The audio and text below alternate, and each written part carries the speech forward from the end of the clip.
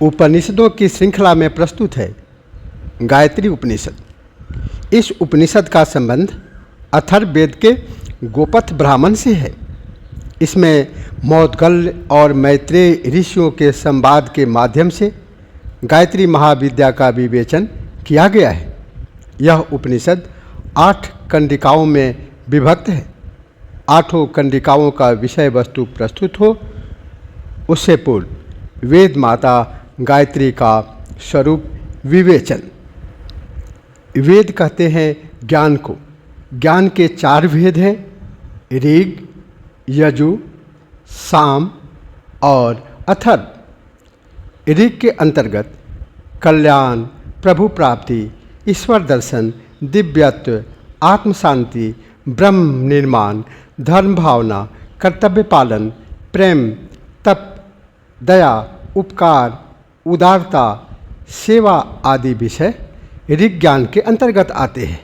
पराक्रम, पुरुषार्थ, साहस, वीरता, रक्षा, आक्रमण, नेतृत्व, प्रतिष्ठा, यह सब यजुर्वेद के अंतर्गत आते हैं।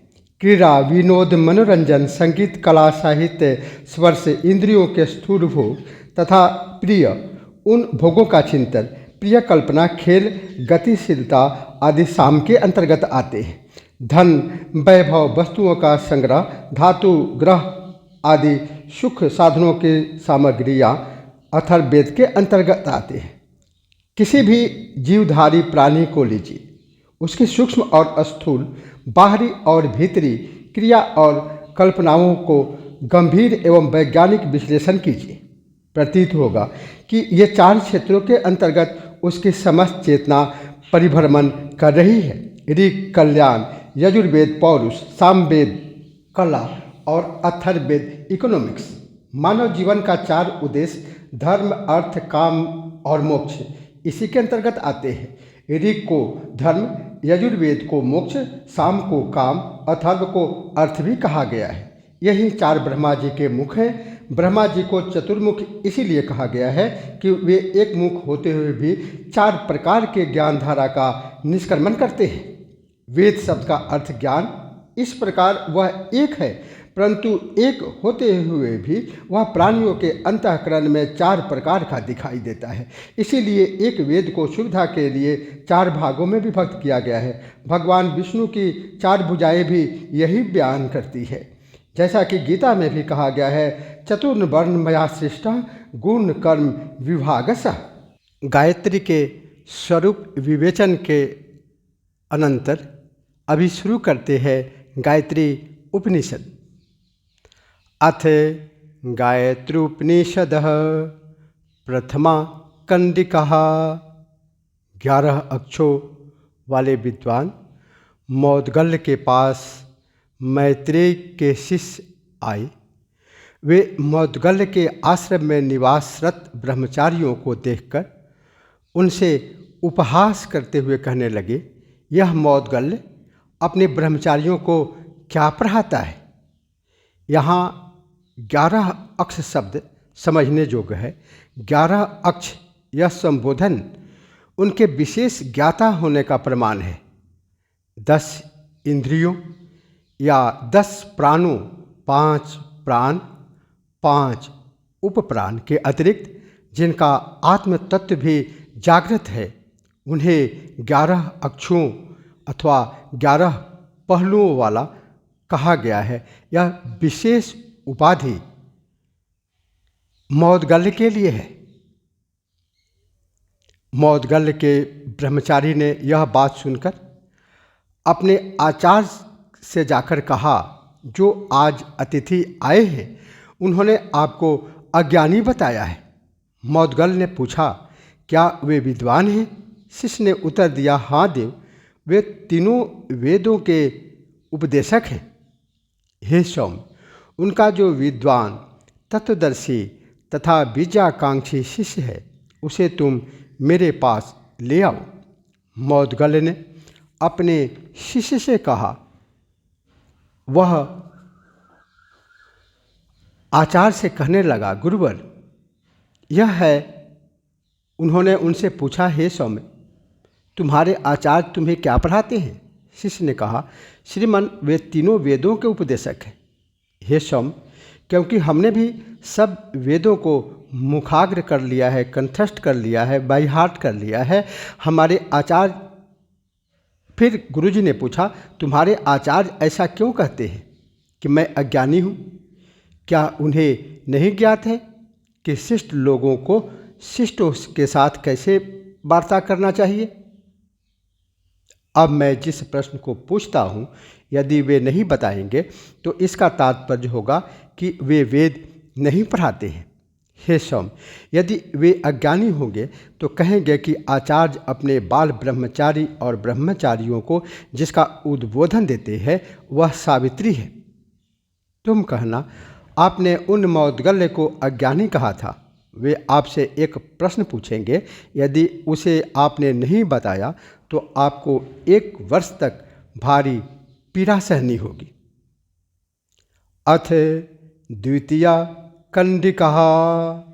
तदनंतर मौद्गल्य ऋषि ने अपने शिष्य से कहा, हे सौम्य, तुम ग्लाव मैत्रेय के पास जाओ और कहो, हे आचार्य, 24 सूक्ष्म केंद्रों वाली 12 जोरों वाली सावित्री गायत्री के संबंध में बताएं, जिसके भृगु, अंगिरस आदि ज्ञान की विशेष धाराएं हैं, नेत्र हैं, जिसमें यह सब आश्रित है।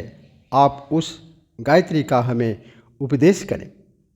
वह मौद्गल्य का शिष्य वहाँ पहुँचा जहाँ मैत्रेय का आश्रम था। उसने उनसे मैत्रेय से पूछा, किंतु वे उस प्रश्न का उत्तर न दे सके।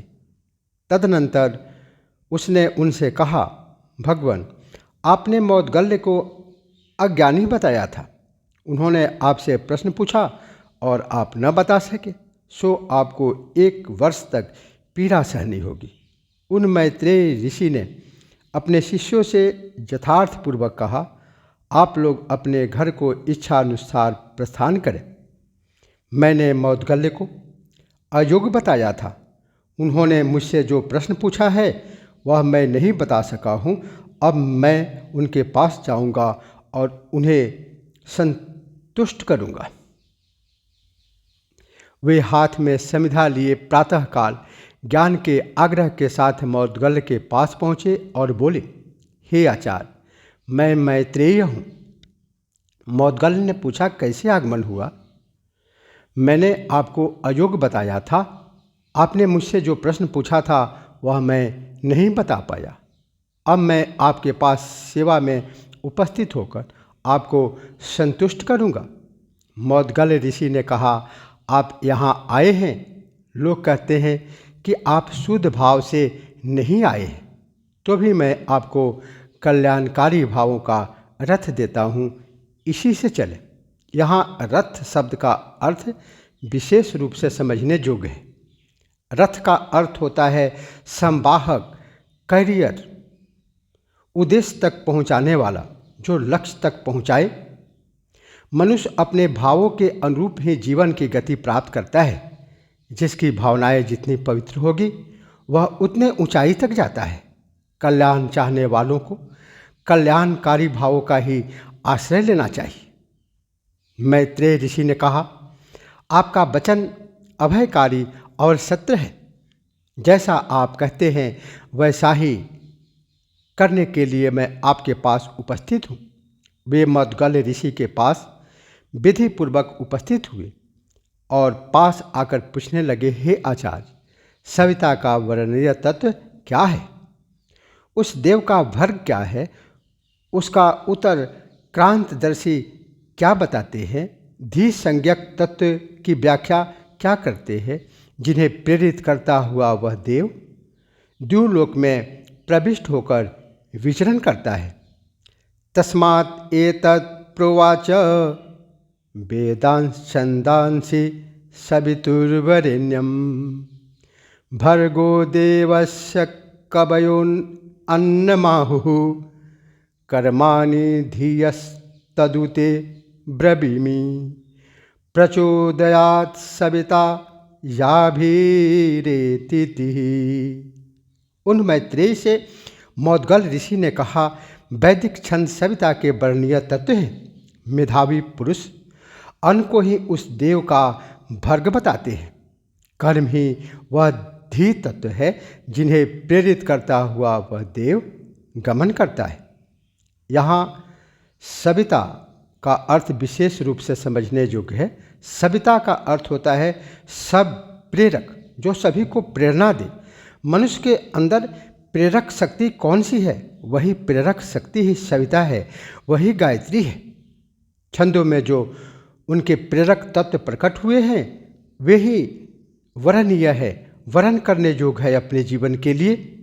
अन्न अव्यक्त प्रवाह मनुष्य की ग्रहण शक्ति के परे होने से वर्णनीय नहीं है। धी बुद्धि को कहते हैं। सविता देव कर्म प्रेरक बुद्धि युक्त होकर विचरण करते हैं, ऐसा ऋषि का भाव प्रतीत होता है। तमुपंसगृह्य पप्रुछाधीहि भोः कः सविता का सावित्री। उसे सुनकर मैत्रेय ने मौद्गल्य से आदरपूर्वक पूछा, हे आचार्य, हमें बताएं सविता क्या है और सावित्री क्या है?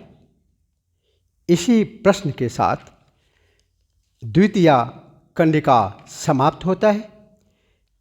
तृतीया कंडिका से 8वीं कंडिका तक दूसरे खंड में प्रस्तुत होंगे।